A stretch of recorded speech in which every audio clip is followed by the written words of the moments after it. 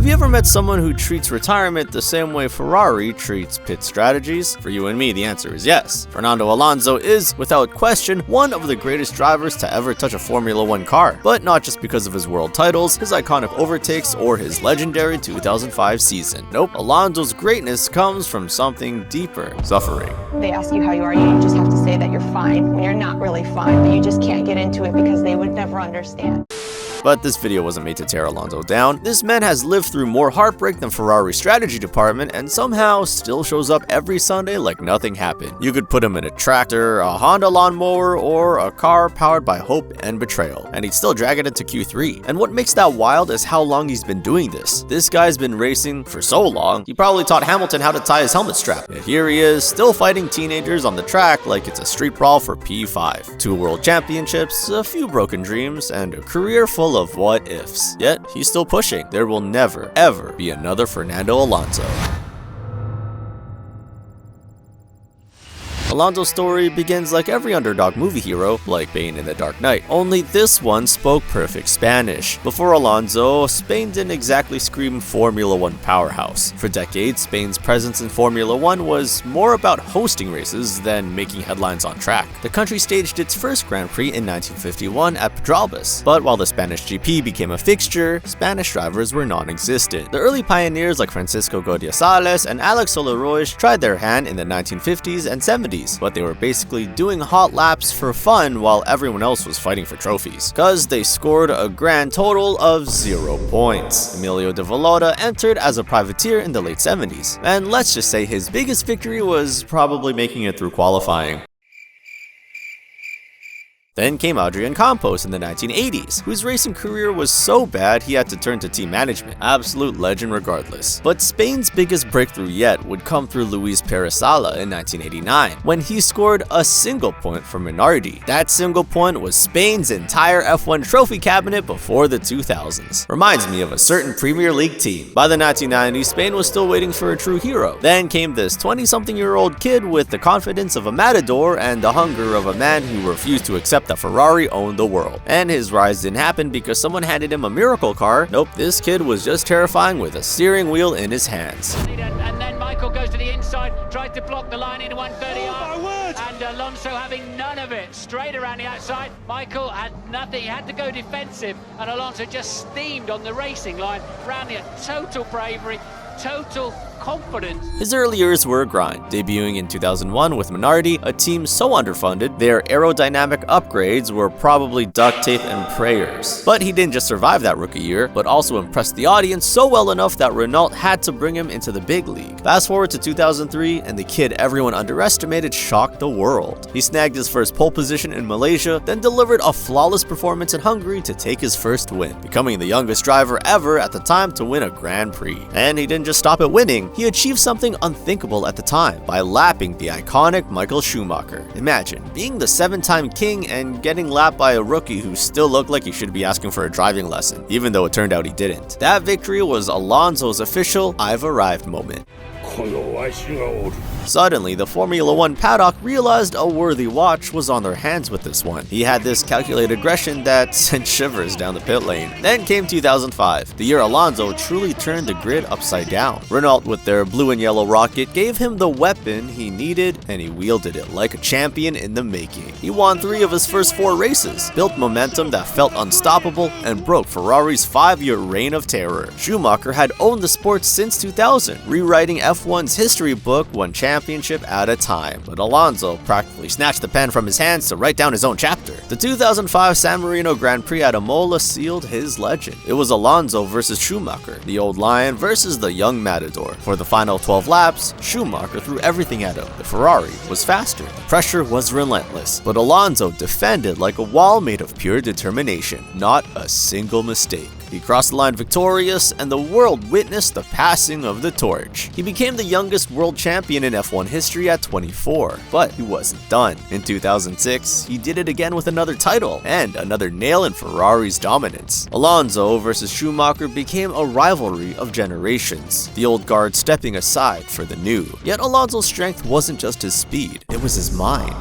He read races like a chess grandmaster. He could sense when to attack, when to hold back, when to conserve tires, or push flat out. That's what separated him. Rivals feared it, and fans couldn't get enough. By the end of 2006, Alonso was the face of Formula One's new era. 2 world titles, dozens of podiums, and the aura of a man who could outpace destiny itself. He dethroned the greatest and inspired a generation. Alonso would proceed to make a decision that would change the trajectory of his career. Why are we still here? Just to suffer.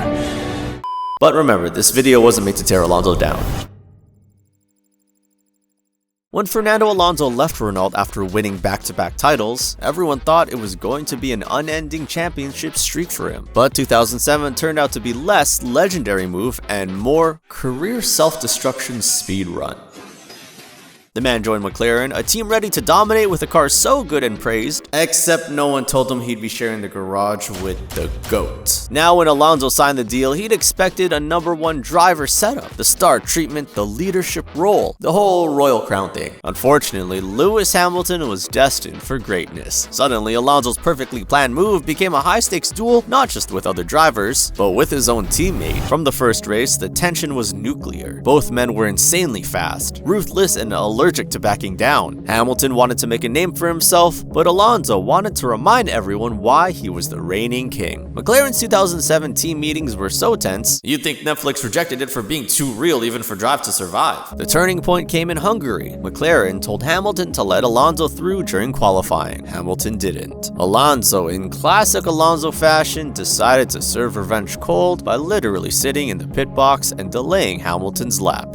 Is he blocking Hamilton here? Is that a bit of a tactic within the team there to give Hamilton a bit of a headache? Ron Dennis was fuming. Boy, he was furious. And the team atmosphere was completely radioactive. Those rather strange delays before you went out for both runs. Was that your decision or the team holding you back?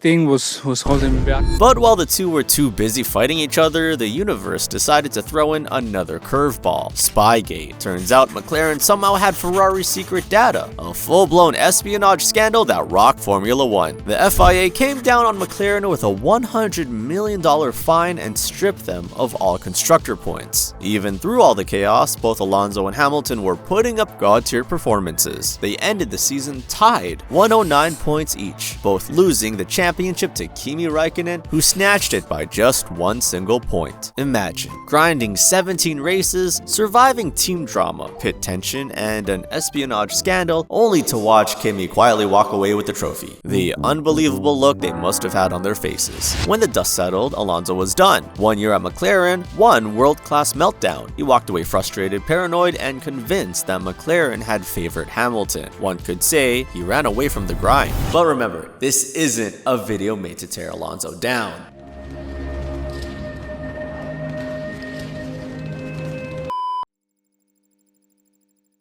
Alonso to Ferrari just sounded so right for the books, like the perfect fairy tale destined to always happen. The kid who dethroned Schumacher finally gets to wear the red suit. Romance, history, the whole cinematic arc, except reality at Maranello had a nasty habit of handing out Heartbreak instead of trophies. The Ferrari lifecycle has been in existence for ages. He joined Ferrari in 2010 with the world watching. That first year was almost poetic cruelty. Alonso fought like a man possessed, bringing the Scuderia to the brink, only to lose the championship to Sebastian Vettel by 4 points. I guess the fairytale ending was far-fetched after all. That 2010 season showed the world 2 things. Alonso carried the team on his shoulders, and Ferrari could choke the life out of a title bid with a single bad weekend. 2012 was worse, and somehow more Alonso. That year, he drove like the genius he was, but let's just say his car seemed more interested in arguing than racing.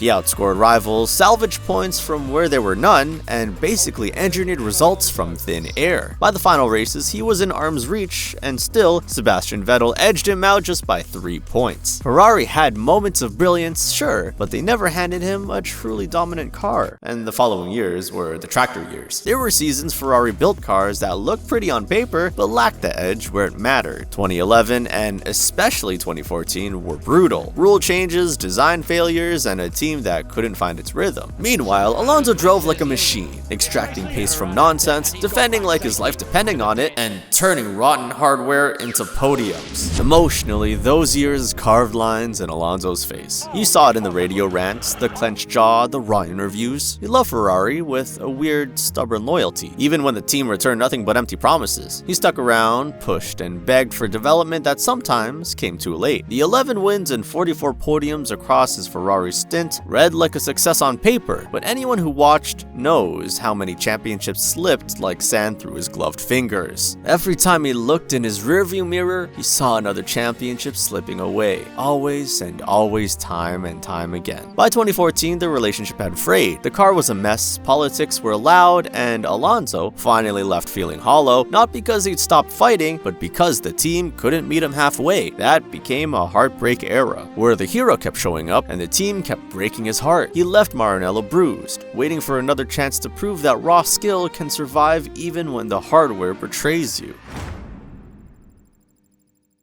He could have walked away at this point, a legend, a two-time world champion, Ferrari hero, adored by his fans. But that wasn't really Fernando Alonso's style. In 2015, he shocked everyone by going back to McLaren. The idea sounded really shocking to fans at the time. Alonso and McLaren reunited, this time powered by Honda. But the reality, once again, was that this car had all the power of a dying vacuum. From day one, the dream turned into a meme. Okay, Fernando, NASA is 7.5 seconds back. We must save fuel. We must target zero. I don't want. Alonso spent more time walking back to the paddock than celebrating podiums. If suffering was a sport, Fernando would have been world champion every weekend. The McLaren-Honda project was a disaster, slow, unreliable, and constantly breaking down. During the Japanese Grand Prix in 2015, he got overtaken by a Sauber on Honda's home track and screamed over the radio.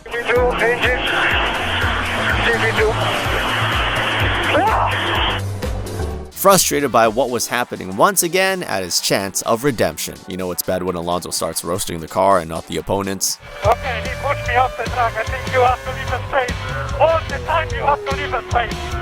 Alonso has always known what winning felt like, and he hated mediocrity. Yet even in the worst car on the grid, he was dragging performances no one else could have dreamed of. By 2017, the pain was unbearable. Mechanical failures, DNFs, and no hope of fighting for titles made everyone think Alonso would retire. Instead, he did the most Alonso thing possible. He went to conquer everything else. He raced the Indy 500, nearly won Le Mans, and started chasing motorsport's mythical Triple Crown. Through it all, his passion never cracked. Even when he left Formula 1 in 2018, he still felt like he had more to give to the sport. Alonso's time outside F1 made his legend grow. The guy who could win anywhere, in anything, anytime. They said he was done. Too old, too fragile, too many seasons, not enough glory. But Fernando Alonso made an insane comeback in 2023 and quickly exploded back into the spotlight, reminding the world that his experience beats all, anytime, any day. Oh, to the inside goes Fernando Alonso, but he is going to try the inside of turn 10. Sainz is nearly driving him off the road, but Fernando Alonso is onto the podium once again in Formula 1. After 2 years at Alpine, where flashes of brilliance met frustrating reliability issues, Alonso shocked the paddock by signing with Aston Martin. For most people, this should have been a farewell tour, a soft landing before the sunset. At 42, most people are just trying to build a retirement plan. Alonso was building a comeback. Aston Martin's AMR 23 gave him the firepower he'd been missing. 6 podiums in the first 8 races, 8 total across the season, podiums in Monaco, Canada, Zandvoort, and that wild last lap fight in Brazil. He's going to be super aggressive between the two of them. Alonso's fought his way back through. What a move, Fernando Alonso, on the last lap. He finished 4th in the Drivers' Championship with 206 points, outperforming the car's expectations and embarrassing many younger rivals. He also reached a career milestone, 100 podiums, achieved at the Saudi Arabian GP. Only 6 drivers in Formula 1 history had done that, and he did it without a car that could challenge Red Bull for wins, but always competitive, always dangerous. His comeback also showed a calmer Alonso, like when he got penalized and didn't even argue. But they have the power to decide, and we have to accept it and I accept it, I take it.